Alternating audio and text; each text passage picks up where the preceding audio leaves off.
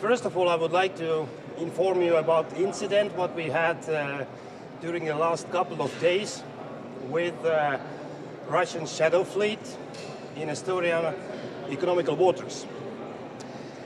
So the shadow fleet vessel Jaguar without flag entered to Estonian economical waters, and we responded in a proper way. So our forces went to guide the shadow fleet vessel to our territorial waters to inspect, because there was no insurance, there was no flag, a typical Russian shadow fleet vessel. But what is different, and it is important, that Russian Federation sent a fighter jet to check the situation. And this fighter jet violated the NATO territory close to 1 minute. This is something very new. So we need to understand that Russia has officially tied and connected itself to Russian shadow fleet. And also the NATO fighter stood up and went to inspect and check the Russian fighter. So this is totally different. And we need to understand that the situation is really serious. So we need to continue our operations guided by NATO on the Baltic Sea. As well, we need to understand that shadow fleet is a very serious thing, and the Russian Federation is ready to protect the shadow fleet as well.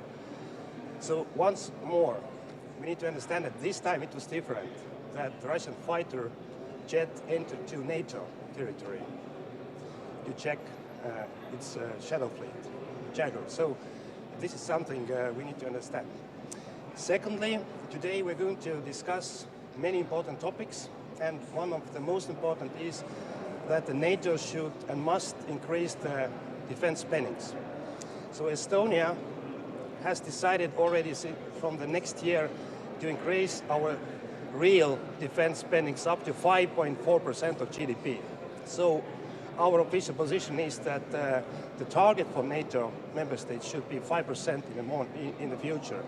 And we are not talking about anything else but the real defense spendings, what is defined in NATO rules. And this is the most important. But of course, we are talking about Ukraine and the peace in Ukraine. And at the same time, we are having very important meetings. But that Putin doesn't come shows that Putin is not taking seriously this opportunity to find a peace and start real negotiations. The other way around, the sending the ultra-nationalist author of our different books to negotiate, who is actually a person who is nobody in Russian politics, it's like the slap in the face, I think, for Ukraine, for all of us. So Putin is not taking this opportunity very seriously, and we must continue to support Ukraine. And we are discussing this as well during today's meeting. But there has been already a response. If you remember, last weekend, European Union leaders declared that if there won't be the ceasefire, 30 days, unconditional, then there will be as well sanctions. So yesterday, European Union agreed the 17th package of sanctions. So let's see what is going to happen if the meeting will take place today or tomorrow. But it's sure that Putin is not taking seriously this opportunity to start at least the ceasefire and start the negotiations for peace. So we need to stand together with Ukraine.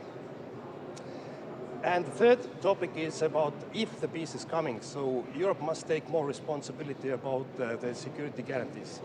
And the Estonian government, even we are the border state of NATO, we have decided a couple of weeks ago that we will participate in the coalition of the willing with the military troops, pretty large scale. Because we are in the position that Europe, if the peace is coming, just and long-lasting, must put the skin in the game to guarantee the peace. And Estonia is ready to take the part. And I do hope that many other countries will declare soon what will be their commitments. But of course, our official position is that the best and the most efficient security guarantee for the long run for Ukraine and also for Europe is the Ukraine membership of NATO. So this is clear, but we are not there yet. We are not even there to have a ceasefire and start the negotiations. So thank you very much. What needs to be done beyond the 17th sanction package to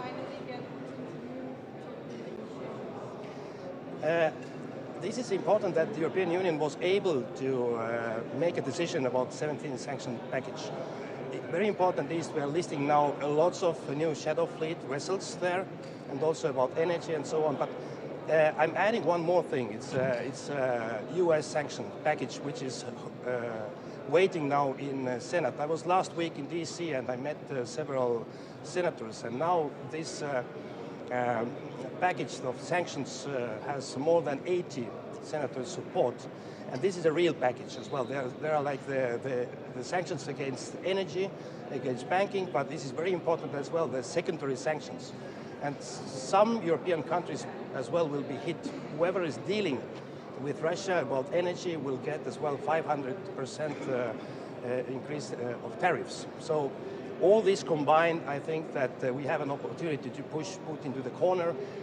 Putin is not doing well. Putin's economy is weak. Putin is not doing well on the battlefield, be honest. He's just terrorizing the civil people, bombing every night. So we need to push Putin to the corner, and then maybe there is an opportunity to start having the real peace process and also the long-lasting and just peace. Thank you. Okay. Those actions by Russia you just described, where is for you the red line in this hybrid war? There is no red line, because we are dealing with hybrid attacks. I don't like the word actually hybrid. These are attacks which is not crossing the Article 5. But these are attacks. We are under the heavy attacks on the cyber level 24/7. We have arrested more than 14 persons during the last 1.5 years in Estonia, which has been funded, guided, and operated by the Russian secret services in Europe. We have many these kind of attacks as well in Poland. The last report came about this mall. So there is no red line in it. Finally, if we see that Article 5 will be violated, then we act like this. So we don't see, like right now, the military actions.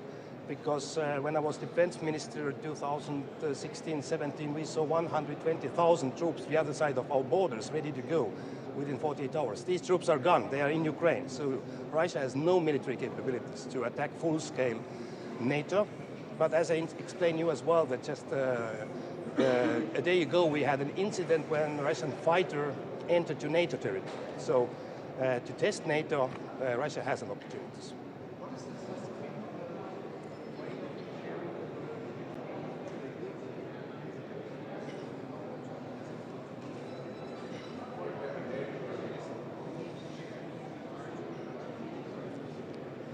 It is not even close to 50-50 right now, and we have been already years on the position that Europe must take more responsibilities.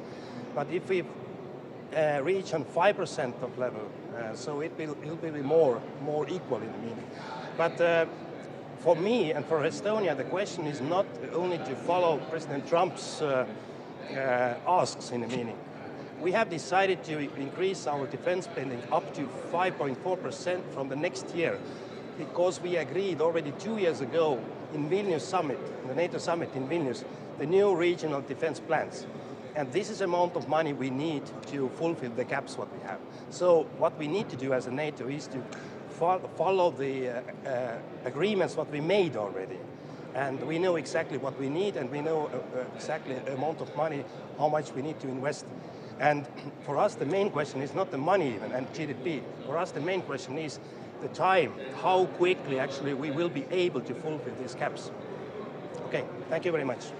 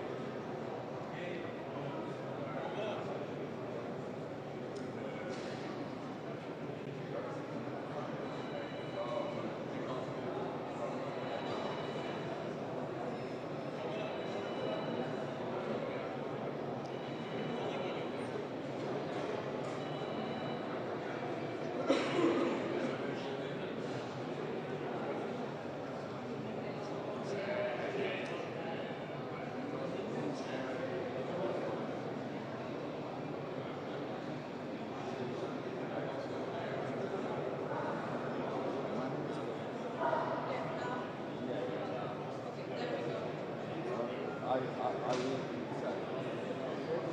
I see your.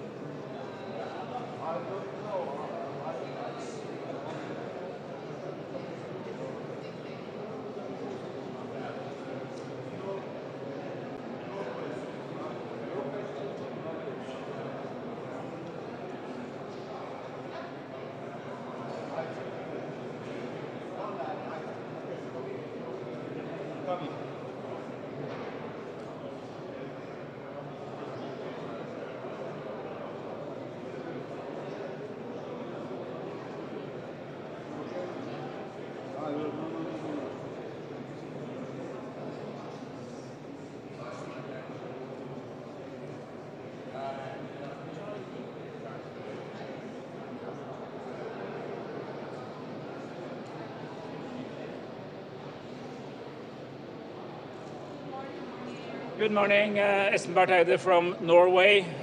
Good morning to everybody. We have a very important meeting today as we are preparing for the summit in The Hague in June. I think the two set of themes that will dominate the agenda is, of course, what's going in Ukraine right now, and even here in Turkey right now, what is happening and what is not happening in over Ukraine.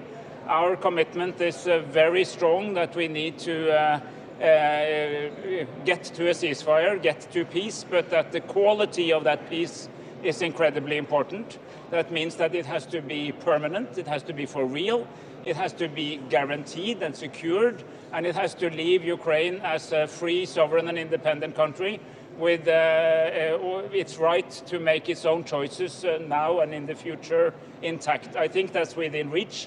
And I think that we have a positive development when it comes to transatlantic unity and commonality of messaging to our Ukrainian friends, but also to President Putin, that if he is not ready to deliver, there will be more pressure, more sanctions, and more consequences, because this matters not only to Ukraine, but it's actually a major transatlantic issue, and all European countries will depend on what will be the outcome of the war in Ukraine.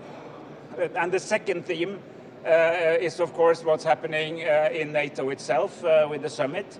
There seems to be a strong understanding by, I would say, practically all members that Europe needs to do more, that we need to set a higher defense spending goal. As you know, numbers are being circulated. We are positive to establishing a higher level. But it is incredibly important that talking about more defense spending, it's also important to talk about smarter defense spending. I have also been a Minister of Defense, and I know that it's easy to lose money on defense. You need to invest smartly.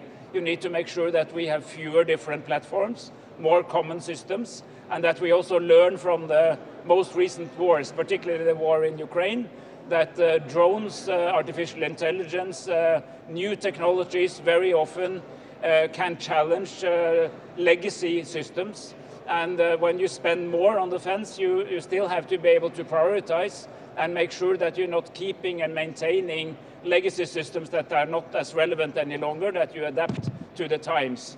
And it's also very important that an agreement on increased spending also comes with a corresponding agreement on what is the major threat, common threat, and that an assertive Russia in Europe is a defining security challenge to Europe, that the commonality of threat assessment, a common position on how to use money smarter, should accompany an agreement to spend more money on defense. And that's something we from Norway's side will argue for and also support. Thank you. You mentioned more sanctions. So far, the previous packages haven't seemed to be very efficient in the sense of getting Putin any closer to the negotiation table. So what could be even harder sanctions that could actually lead to Putin engaging So there are conversations in the European Union about increased European sanctions, and there's also a package being discussed in the US Congress and Senate about an increased set of sanctions. And you are, of course, right that sanctions has not brought Putin to the table yet, but we do know that it hurts the Russian economy. And although the parts of the Russian economy is on steroids because it's a war economy, other parts of the economy is in serious trouble. Interest rates are very high, and this, of course, affects big parts of Russian society. So they do have an effect, but it seems that we might need to increase the pressure even further. So we support both the conversation that is going on in the United States, but also in Europe, on stronger sanctions. And these conversations are ongoing as we speak. What we do here in NATO is not to discuss the sanction packages because they belong elsewhere, but to argue that pressure on Russia has to be kept up. Okay? Louder, please.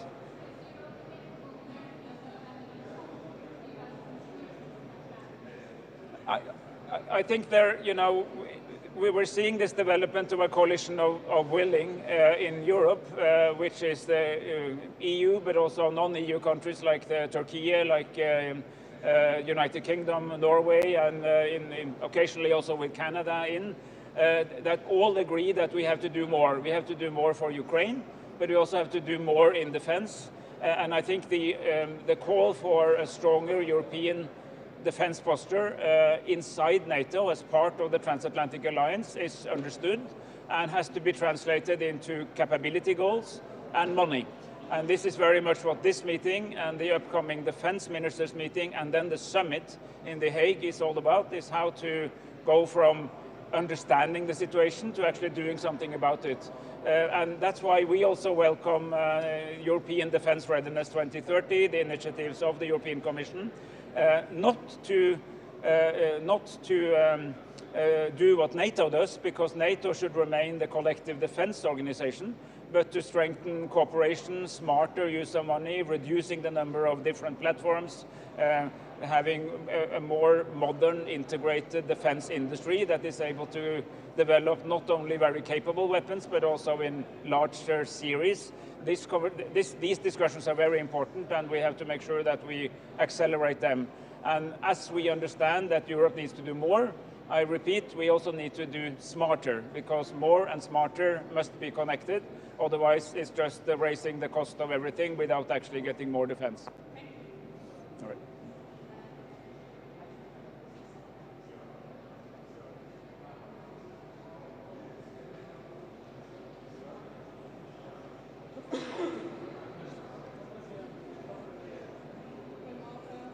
Hi, Casper Veldkamp from the Netherlands. Very happy to be here. This informal foreign ministers meeting of NATO is a stepping stone towards the NATO summit at the end of June in The Hague in the Netherlands. And of course, as a host, representing a host country, I'm very happy to host that summit. A very important summit, I think one of the most important NATO summits in the recent history of NATO, the alliance. Of course, we'll also have the defense ministers who will meet in a formal meeting in Brussels at the beginning of June. The meeting today and the meeting of the defense ministers at the beginning of June are important stepping stones towards unity that we'll want to project at the NATO summit at the end of June in The Hague. It's very important that we discuss how to increase our defense spending. For me, it's very clear that we have to increase our defense spending in the years to come to strengthen our deterrence, and also because the United States is a very important ally and friend, makes it very clear to its European partners that we have to take more responsibility for our own defense, for the security of Europe, and which I find logical also to do. What can really be expected from the negotiation talks taking place in Istanbul today, but without the informal? It's very clear to me President Zelensky is willing to go to Istanbul. Russian President Putin is not wanting to come. For me, that makes very clear where we need to put pressure to move towards peace. But can you describe this? No, we will discuss here. We have, of course, the ambassadors at NATO of the 32 allies have had a round of discussions on what spending target for NATO, what timeline, which steps in between. We now will first exchange views about that at the political level. Of course, whatever the outcome will be, it will lead to discussions also within the capitals, especially in governments with coalition systems. We'll need tough discussions how to get there and how to achieve such targets. Sorry? In my opinion, we will definitely need to clearly increase the defense spending of the NATO allies, especially the European allies, because we need to strengthen the deterrence. And it's also clearly requested by an important ally, the United States, that European countries take more responsibility for their own security. If you're talking about putting more pressure on Putin, how exactly do you want to do this? I think you see at this moment, you see the European Union moving. There has been agreement yesterday at ambassadors level for a 17 sanctions package on the Russian Federation, and on Tuesday next week we need the political approval of that 17 sanctions package. It is a significant package, including listing of many ships in the Shadow Fleet. It's a significant package in listing companies and individuals. It's really increasing, ramping up the pressure. From the United States, I find it very interesting what's happening on Capitol Hill with the initiative by Republican Senator Lindsey Graham. But it's already the 17th package, and it seems not to be enough to get Putin on the negotiation table. And that shows that Putin is dragging his feet towards, when we talk about peace for Ukraine, it's very clear to me that Ukraine is willing to discuss a ceasefire, willing to discuss peace, however difficult. They are willing to be here. President Zelensky is willing to go to Istanbul to discuss this with President Putin. President Putin is dragging his feet and not showing up.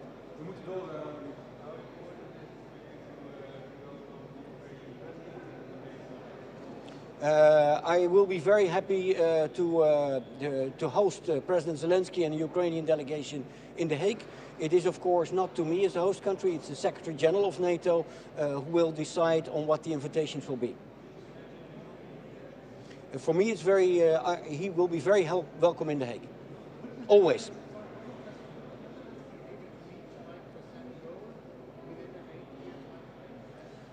I'm not speculating about what exactly the goals and targets will be that we're setting and with which time pass. That's typically a matter that we'll discuss here among allies, among friends, the 32 allies here today.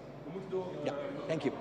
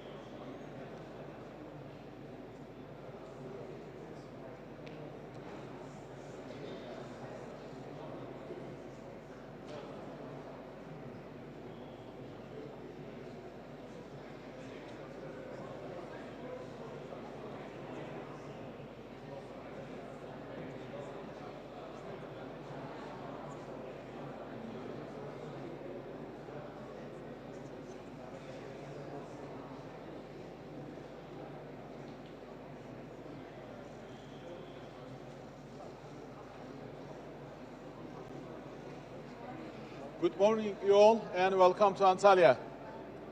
I hope you are enjoying your time here in Antalya. As Turkey, we are very much privileged to host this important meeting, especially in this very important and particular time. As you know, a lot of important and significant issues are taking place in and around our region, particularly Euro-Atlantic region.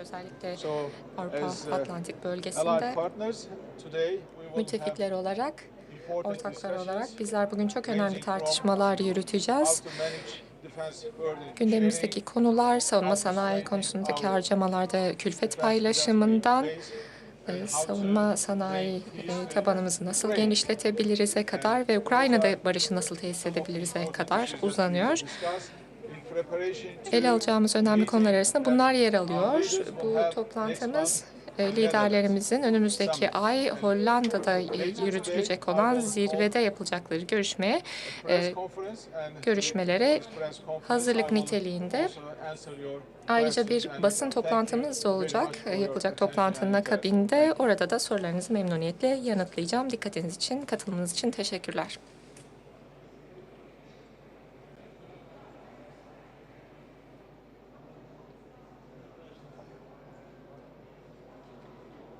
Very good morning. Looking forward to this very timely meeting.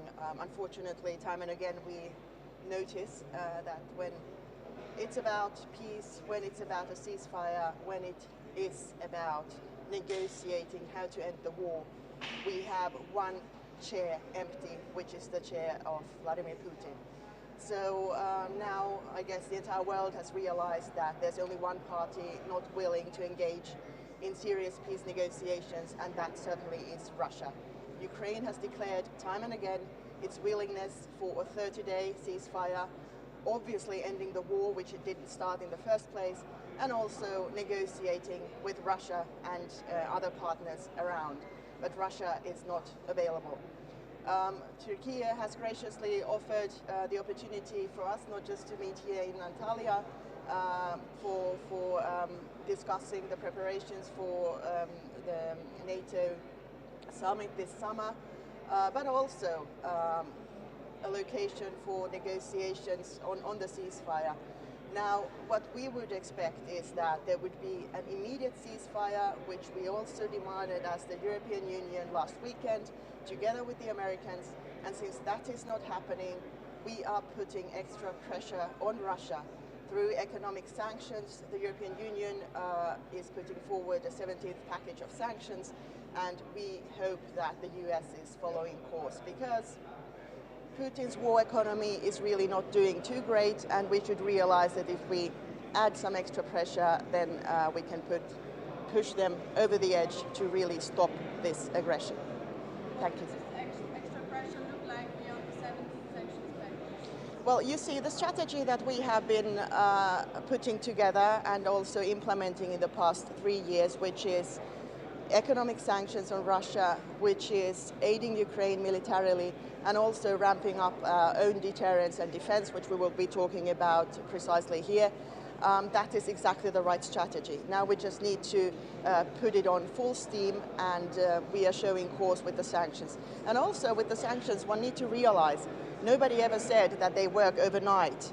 Obviously, it has not been a full blockade of Russia's economy, but it really does translate into massive costs for the Russian economy, unfortunately also to its people, which means that at some point they will run out of money. What do you think about that Germany and France postpone their sanctions, their tougher sanctions for Russia? Should they come in place now? Well, I think the 17th package which we put together is the right one, and now of course we will be starting immediately on the new package, and also together with France and Germany, obviously. I think what doesn't work with Putin is really trying to put an ultimatum out there, because he doesn't react to such ones.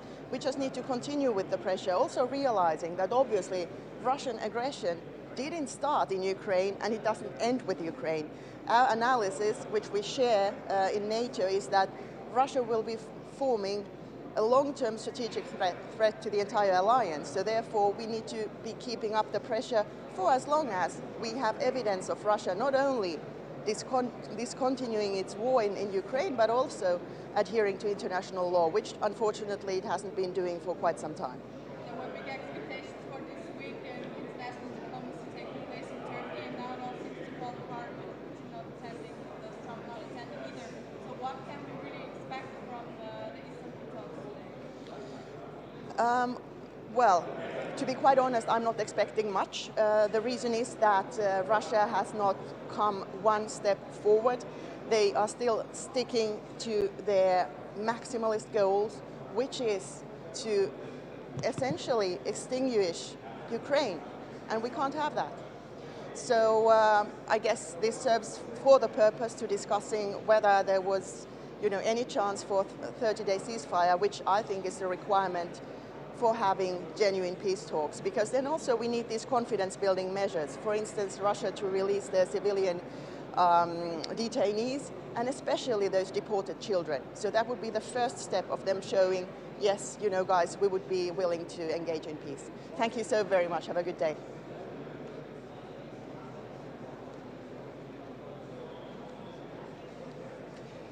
Good morning. A huge thanks to Hakan, the people of Turkey, the people of Antalya for being gracious hosts to this foreign ministerial. It's a very important event for us because it's the last, even though informal, but the last meeting of foreign ministers before the upcoming Hague summit, where we will have to show a very clear commitment to adapting the alliance to the necessities of the current geopolitical and security challenges that we have. It is about the challenges that we have. It is about the collective deterrence that we have to establish. It is about investments in our industrial base, widening our defense budgets. And I think the momentum that we have in the discussion is going in a very positive dynamic, is moving in the right direction. And in that sense, we remain optimistic, very optimistic about the role of the alliance, considering the security challenges that we have commonly. Thank you.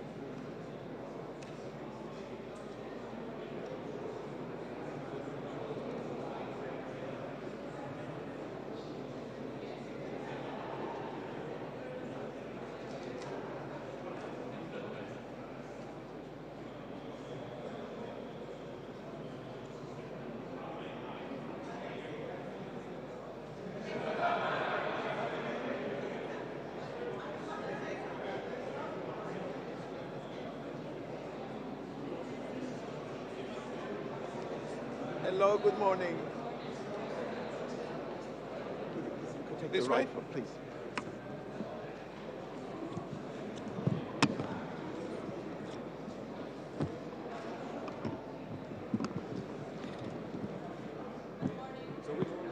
Yes, morning everyone.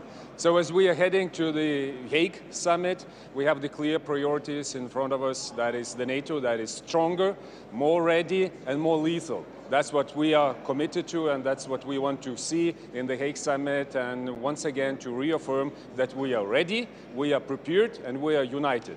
And also, once again, to reaffirm that our transatlantic bond is the absolute cornerstone of transatlantic security and of NATO. For Lithuania, there are three priorities. Number one, this is the defense spending. We have to increase defense spending in NATO because we made too many pledges to be better prepared, to be ready, to be with the better plans. Now we have to fulfill it with the defense investment.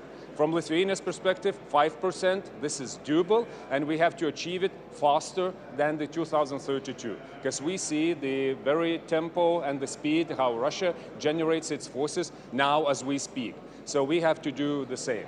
From Lithuania side, we are number 2 this year with 4% of GDP for the defense spending. Next year, we are heading to be the number 1 with 5.25%. And our answer is it is doable. You need political will, so some of the financial planning, but it is doable because there is a lot at stake for us. This is the European security and stability. Number 2, Russia. We have to fulfill our plans and our pledges that we already stated in the previous summits, in Washington and in Vilnius summit. So this is now time to implement. As we see, Putin's strategy doesn't change.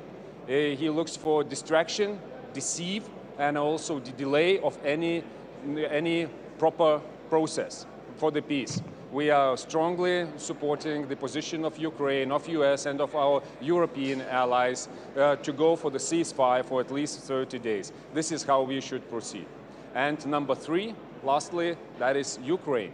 We understand that the strong armed forces of Ukraine will be the first defense line. That's why we have to support them. And we want to see the new support pledge for Ukrainian armed forces in the Hague summit. And once again, the NATO membership is the best option to secure not only Ukraine, but also Europe. So we want it to be reconfirmed as it was previously and reiterated as it was previously done in the Washington summit. Thank you.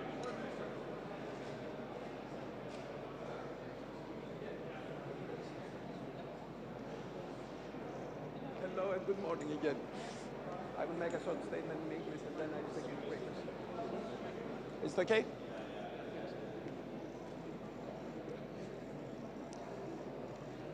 Amid tremendous crisis around the world, it's time that the world just revisits the international security architecture. It's a very critical time, and I think it's important to work jointly on enhancing collective defense capabilities. Greece stands in favor of increasing the defense spending and defense capabilities. We need to address collectively and to synchronize the footage between the United States and the European Union in order to have an effective transatlantic defense against all type of contemporary asymmetries. Εν μέσω πολλαπλών κρίσεων, εν μέσω πολέμων οι οποίοι διαρκούν και πλήττουν την διεθνή συνοχή, εν μέσω ασύμετρων κρίσεων, εν μέσω κλιματικής κρίσης και εν μέσω υβριδικών απειλών, είναι χρόνος να επαναθεωρήσουμε τη βάση πάνω στην οποία έχει δημιουργηθεί η διεθνής αρχιτεκτονική ασφαλείας. Αυτό θα συζητήσουμε. Η Ελλάδα είναι υπέρ της ενίσχυσης της συλλογικής αμυντικής δυνατότητας και του συγχρονισμού του βήματος μεταξύ της Ευρωπαϊκής Ένωσης και του ΝΑΤΟ. Μόνο εργαζόμενοι μέσα από σύγχρονα βήματα, μέσα από κοινές δυνατότητες, μέσω διευρυμένων αμυντικών συστημάτων θα μπορέσουμε να αντιμετωπίσουμε την παγκόσμια κρίση η οποία αυτή τη στιγμή βρίσκεται σε εξέλιξη, κάθε μέρα και μια καινούρια εστία έντασης. Θα πρέπει να εργαστούμε από κοινού έτσι ώστε με κοινές συλλογικές δυνατότητες, με μια κοινή στρατηγική άμυνας και ασφάλειας να πορευτούμε για να αντιμετωπίσουμε τις κρίσεις. Ευχαριστώ.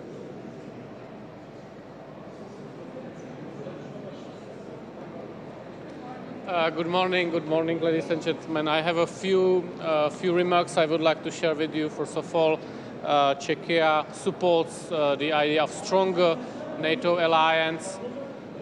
So we have committed at least 3% of GDP for defense, and this is something which is very important. Also, I support the vision of Mark Rutte to have a faster, stronger, fairer alliance, and I fully support that. Speaking of Vladimir Putin and his approach to peace negotiation, clearly he is afraid of peace, and he's covered that he's not coming here. Need the defense industrial output to make sure that we can fight off any threat to NATO territory. And of course we'll discuss Ukraine, how to make sure that we bring Ukraine to a lasting and durable peace. Again, welcome and thank you for your personal leadership in all of this, Marco. Thank you, and I think today's meeting sets up what I hope will be, I believe, will be a very successful leaders level meeting coming up very shortly. NATO has the opportunity to grow even stronger in the alliance. You know, the alliance is only as strong as its weakest link, and we intend and endeavor to have no weak links in this alliance. So it's setting up nicely, and it's good to see. You know, the president has just submitted a budget for $1 trillion of defense spending, which is unheard of. It's unparalleled. And it's not just spending money. It's spending money on the capabilities that are needed for the threats of the 21st century. All kinds of different threats that look different from the threats in the past. And so I think today sets up that leaders meeting, which will be very productive. I also think, obviously, that the big issue on everyone's mind is what's happening with Russia and Ukraine. The President of the United States has been abundantly clear he wants the war to end. He's open to virtually any mechanism that gets us to a just, enduring, and lasting peace. And that's what he wants to see. He wants to see an end to wars. He wants to keep wars from happening. The purpose of NATO is to prevent wars through its strength. And that's why, we want to see it grow stronger, spending levels among all partners that allow everyone to be stronger and makes the alliance stronger. And also he wants to end wars, and that's the hope with Russia and Ukraine. We'll see what happens over the next couple of days in that regard, but we want to see progress made in that regard, and whatever mechanism is outlined, whatever the process is that needs to happen, I mean, we are open to being constructive and helpful in any way we can to end a conflict. I will say this, and I'll repeat it, that there is no military solution to the Russia-Ukraine conflict. This war is going to end not through a military solution, but through a diplomatic one.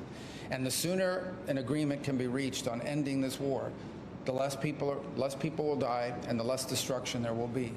And ultimately, that's what the president's goal is. He wants, as you've seen through his trip that is currently underway in the Middle East, and he talked about in his speech a couple days ago, I hope you had a chance to watch it. It was a very good speech. It was an important speech. And what it marks is when he's interested in building things, not destroying. He wants economies and countries focused on building things, making things, providing opportunity and prosperity for its people. And he's against all the things that keep that from happening, like wars, like terrorism, and all the instability that comes with that. That's why he's made a bold decision when it comes to Syria, and the hope that the new authorities there will take this opportunity to rebuild that country and provide and take it from being a source of instability to a source of stability. And that's why he wants to see the war in Ukraine end, because there are people suffering, there are things being destroyed, there are lives being upended. There are millions of Ukrainians that live outside of their borders in their country right now. And the world the president wants to see is one in which people can come back home and begin to rebuild their country and spend their time focused on how to build the economy, not how to fight a war. But obviously we're in a very difficult spot right now, and we hope that we can find the steps forward that provide for the end of this war in a negotiated way and the prevention of any war in the future as a result, meaning a peace that's going to ensure not just that this war ends, but also prevents a new one from starting at some point down the road. So a lot of work. We remain committed to that. Obviously, like everyone else, impatient. We want to see it happen, and but it's difficult. But hopefully, progress will be made here soon. Thank you so much. Thank you. Thank you. Thank you. What kind of progress do you expect?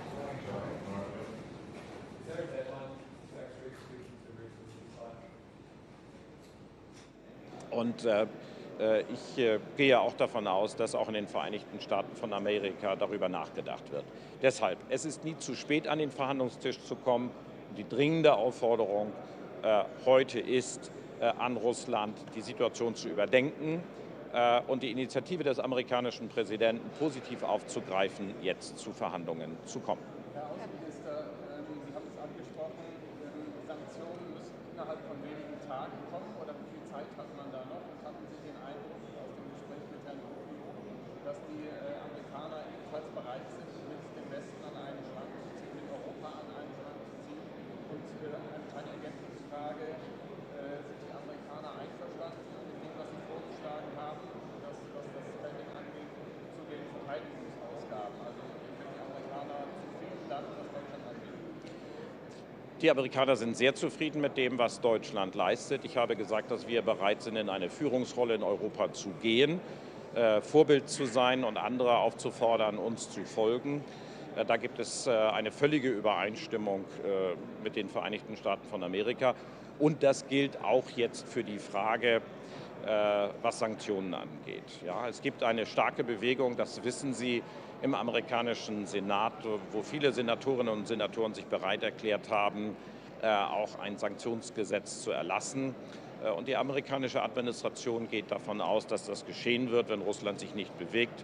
Insofern, die USA und Europa lesen vom selben Blatt.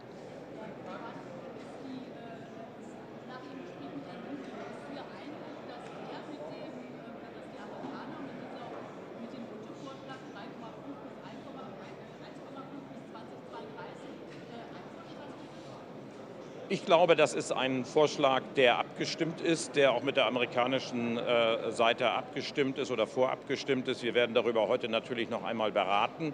Aber man sollte das Ergebnis sehen. Und das Ergebnis sind in der Tat die 5%, die Präsident Trump gefordert hat, die er für notwendig hält. Und wir folgen ihm da. Und wir sehen darin ein klares Bekenntnis der Vereinigten Staaten von Amerika zu Artikel 5. Die NATO steht eng zusammen. Und jeder muss wissen, dieses Verteidigungsbündnis ist durch diesen beklagenswerten Krieg stärker geworden und steht enger zusammen als je zuvor. Herzlichen Dank.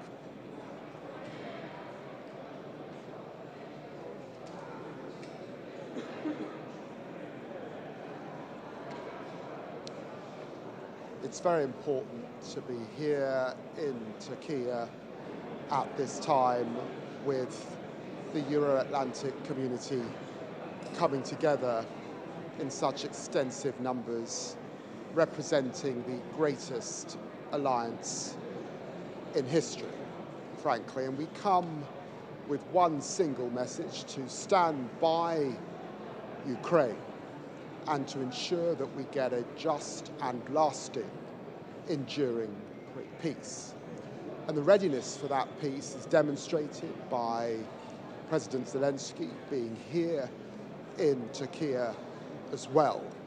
And of course, we watch closely as we head to these talks, noting the Russian low-level individuals who are coming to represent the Russian side. It's hugely important that we redouble our efforts across the Euro-Atlantic to recommit to defence spending. It was back in 2014 in Wales that we made the 2% pledge, and I'm delighted that the UK met that pledge right throughout this modern history. But of course, it's now right that we step up that commitment. You saw that with Prime Minister Starmer making clear that we would meet 2.5% by 2027, and heading in to the next Parliament, we would get to 3%. This alliance, all of us were committing far more during the Cold War. It's hugely important that we recommit to Europe's defences and that we step up alongside our US partners in this challenging geopolitical moment where there are so many pressures across the world, and particularly in the Indo-Pacific. I look forward to speaking to European foreign ministers today as we make that pledge to ensure that right across the Euro-Atlantic areas, our people are safe, there is enduring peace, and that we stand on the shoulders of those who committed to our security, as of course we recall victory in Europe 80 years ago. Thank you very much indeed.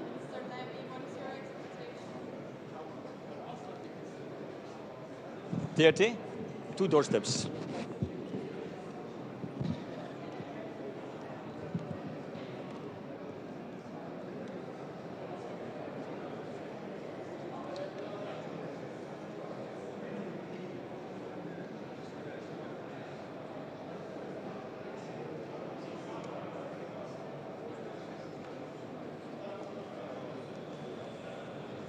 Nous sommes ce matin en Turquie et l'Ukraine a tenu sa parole.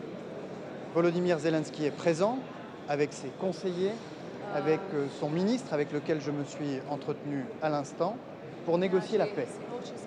Mais face à eux se trouve une chaise vide, la chaise sur laquelle devait s'asseoir Vladimir Poutine. Vladimir Poutine traîne les pieds et qui, de toute évidence, n'a pas envie d'entrer dans ces négociations de paix, alors même que le président Trump a marqué sa disponibilité et sa volonté de faciliter ces discussions. Alors bien sûr, aujourd'hui, une équipe technique diligentée par Vladimir Poutine se rendra en Turquie, où elle rencontrera une équipe ukrainienne. Mais c'est une manière pour la Russie d'éviter les sanctions massives que les États-Unis et les Européens s'apprêtent à infliger à la Russie sur le plan énergétique et sur le plan financier, pour contraindre Vladimir Putin à mettre fin à sa guerre d'agression contre olajšanje, neko zaupanje, tudi nek ponos, mogoče znotraj zaveznic tu v Antaliji, da so pravzaprav zdaj vse države napovedale svojo pripravljenost. Tu rečem, zavedamo se svoje odgovornosti kot Slovenija in to smo sporočili. To nameravam sporočiti tudi danes, se pa na drugi strani s tem nikakor ne odpovedujemo temu, kar je vodilo slovenske politike v svetu, ki je močno zapleten danes, močno prepleten s konflikti in to je mirovniška politika. Za nas obramba orožje ne pomeni zgolj vlaganje v krepitev vojaških zmogljivosti, ampak tudi infrastruktura, cestna, prometna, železniška, krepitev dvojne uporabe, kibernetska varnost, vse, kar smo v Sloveniji že napovedovali in to bo stvar pogovorov tudi danes. Je pa seveda to zasedanje v luči tudi dogajanja v Istanbulu, kjer je pričakovati nadaljevanje ali pa začetek mirovnih pogajanj za končanje vojne v Ukrajini in želim povedati, da je Slovenija močno zavezana končanju vojne v Ukrajini na nek trajen način, da se pogajanja, ki se v Istanbulu začenjajo kljub odsotnosti Putina, vendarle odvijajo v neko pozitivno smer, vsi si tega želimo in da bo to nek nov preboj. Tako da tudi Slovenija je nenazadnje ponudila svojo lokacijo, če bo prišlo v nadaljevanju do kakih ministrskih zasedanj. Ta opcija obstaja, za obe strani je morda zanimiva na mizi, tako da predvidevam, da bomo govorili tudi o tem, kako v Ukrajini stati ob strani, kako ji pomagati naprej v svoji obrambi, predvsem pa v prizadevanjih, da pride do dokončnega, brezpogojnega premirja in pa začetka mirovnih pogajanj. Hvala.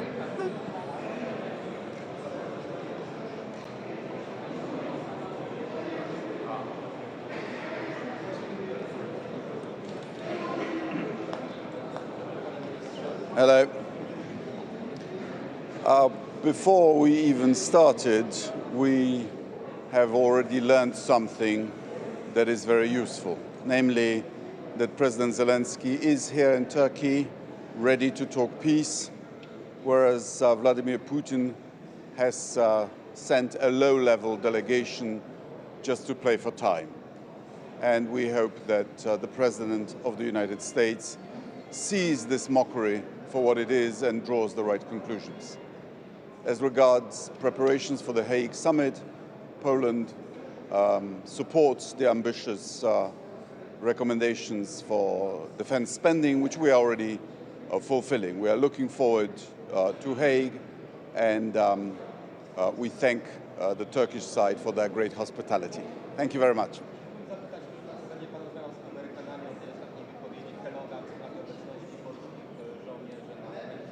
Nie sądzę, aby była taka potrzeba. Generał Kellogg, którego cenimy, powiedział, co jego zdaniem powinno się zdarzyć.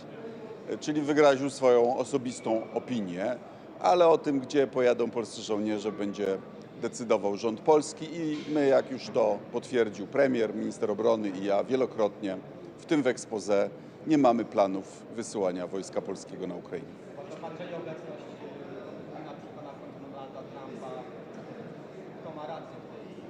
Oby, bo to już jest oczywiste i mamy nadzieję, że senator Lindsey Graham i jego propozycja sankcji wreszcie uzyska poparcie administracji. My jako Europa powinniśmy wprowadzić podobne sankcje i może to skłoni Putina do większej elastyczności. No, I think Putin still wants all of Ukraine and he still thinks he can achieve it. So we need to put pressure on him to persuade him to end this war. Thank you.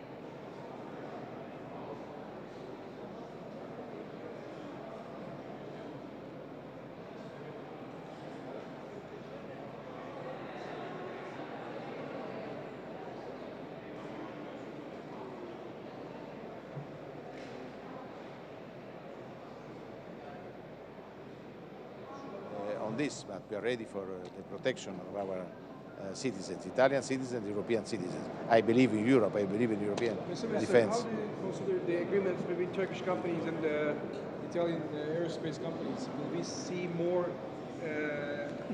this kind of agreement? The relations between Italy and Turkey are very, very positive. 2 days ago, a long call between President Erdogan and Prime Minister Meloni, but from the Berlusconi government, the link between Italy and Turkey has been very, very positive in every sector. We are part of NATO.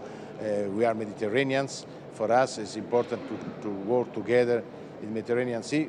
First of all, we need to look at Libya. Yesterday, I have spoken with the Minister for Foreign Affairs on this. I am concerned for the situation in Libya. Now, probably there is a ceasefire, but we need to look also at the south. For this, Turkey will be very, very important. We are ready for doing more with Turkey in many, many sectors, also in defense sector. Absolutely, because I think it's important to back the European defense in industrial defense. When I was commissioner, I worked with Commissioner Barnier. At this time, I was commissioner for industry, and Barnier was commissioner for internal market. We proposed to the Commission. The Commission approved our proposal for a European defense strategy. But I think we need to be open for a cooperation with the NATO countries, for example, America, Turkey, UK, but also with Japan. We are working, for example, as Italy, for aircraft, Italy, UK, Japan.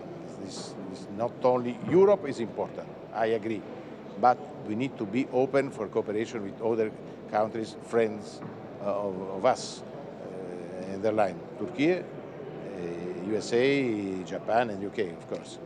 Minister, we are now in the adoption phase of the 17th sanctions package already, and Putin doesn't seem to be any closer to the negotiation table. So what kind of stronger sanctions does still feel to get? As you know, the sanctions are not, for us, Italian sanctions, are European sanctions. It's impossible to decide alone. But we are in favor. If Putin wants to move on in the same direction, we need other sanctions. So we are in favor on this. Okay? I have the family photo. I'm sorry.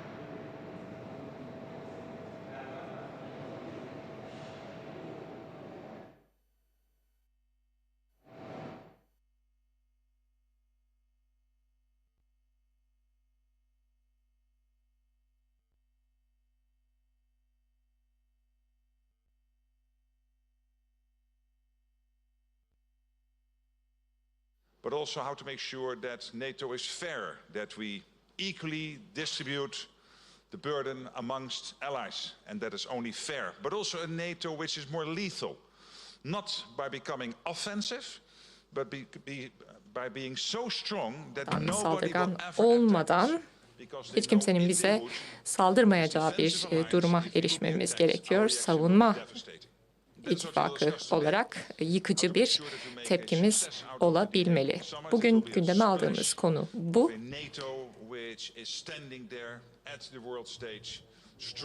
Dünya sahnesinde NATO'nun her zamankinden daha güçlü bir şekilde durmasını sağlamak üzere tedbirlerimizi konuşacağız. Büyük bir memnuniyetle şimdi Türkiye'den meslektaşım Hakan Bey'e söz vermek istiyorum. Buyurun efendim. Çok teşekkür ederim Mark. Sizleri burada ağırlamak gerçekten çok büyük bir memnuniyet. Bir kez daha hoş geldiniz demek istiyorum. Önümüzdeki ay Lahey'de zirveye katılacağız.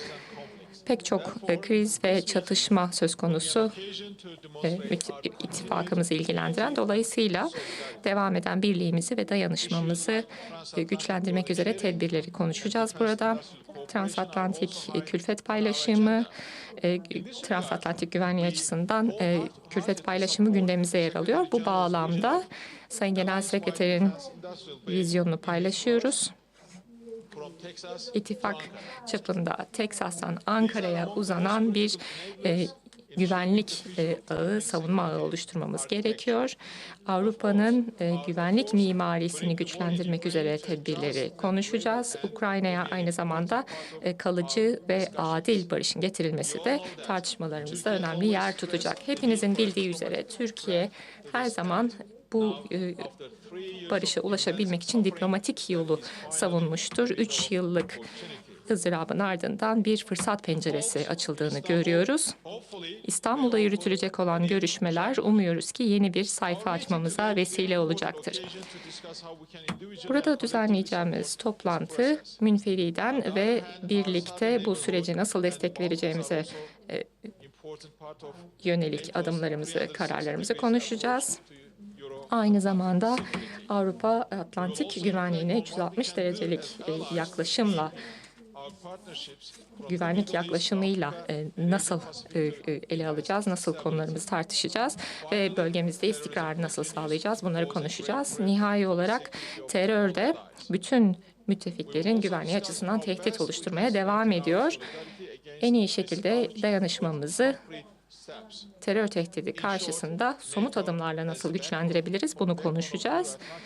NATO, Avrupa Atlantik güvenliği ve savunmasının bel kemiğini oluşturmaya devam ediyor. Transatlantik Forumunda güvenlikle ilgili bütün konuları müttefikler arasında konuşmaya ve koordine etmeye devam edeceğiz. Bugünkü toplantımızda ve önümüzdeki ay Lahey'de düzenlenecek olan zirvede İttifakımızın bu vazgeçilmez karakterini muhafaza etmeye, güçlendirmeye devam edeceğiz. Bugünkü toplantıya ilaveten 2026 yılında düzenlenecek zirveye de ev sahipliği yapacağız. Dolayısıyla ittifaka olan bağlılığımızı ve taahhüdümüzü bir kez daha burada vurgulamış oluyoruz. Antalya'ya bir kez daha hoş geldiniz demek istiyorum ve Sayın Genel Sekreter Mark Rutte'nin moderatörlüğünde toplantımızı memnuniyetle yürüteceğiz.